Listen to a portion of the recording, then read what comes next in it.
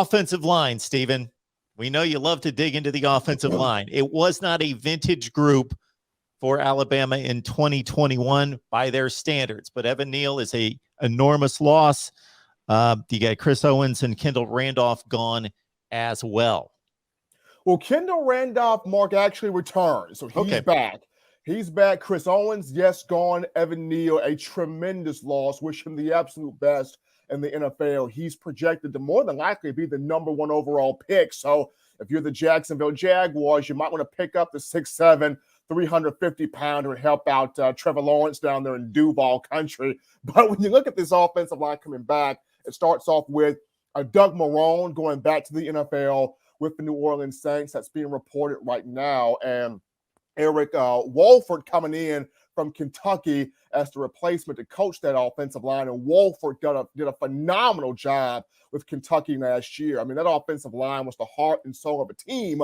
When you look at Luke Fortner and Darian Kennard and Dare Rosenthal, that group, Joe Moore Award finalist, and a group that had Chris Rodriguez Jr., over 1,300 plus rushing yards a season ago, and that offensive line helped Kentucky 5.51 yards per carry. I was first in the SEC and fourth in the nation. So with Coach Wolford, he's going to get you back to dominant, physical, hard-nosed, grinding, rugged offensive line. And it's kind of something that this Alabama fan base wants to get back to, is having that rugged offensive line. But what's going to be fun is, the two offensive tackle positions, how will that shake out?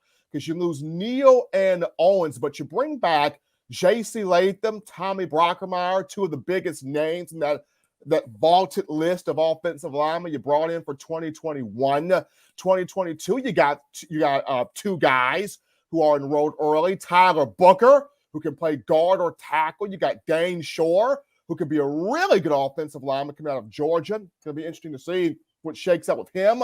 You got Elijah Pritchett at 6'7".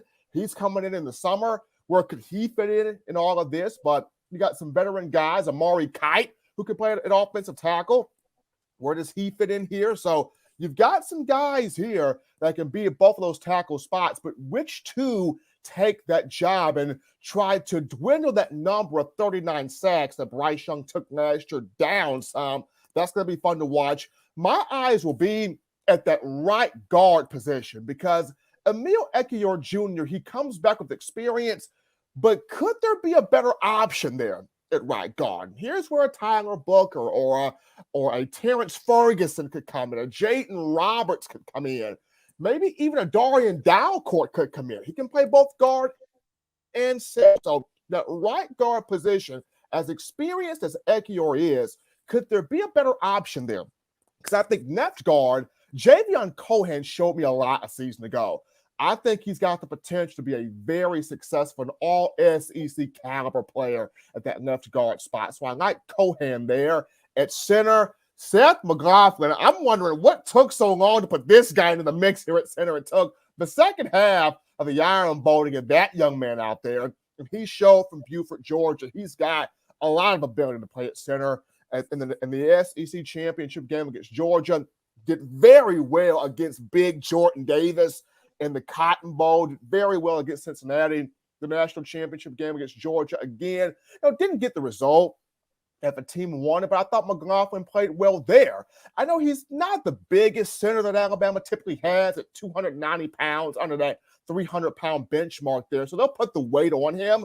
But if they're not comfortable with him at center, as I'm comfortable with him, you have a James Brockermeyer, of whom you recruited, that can play that position.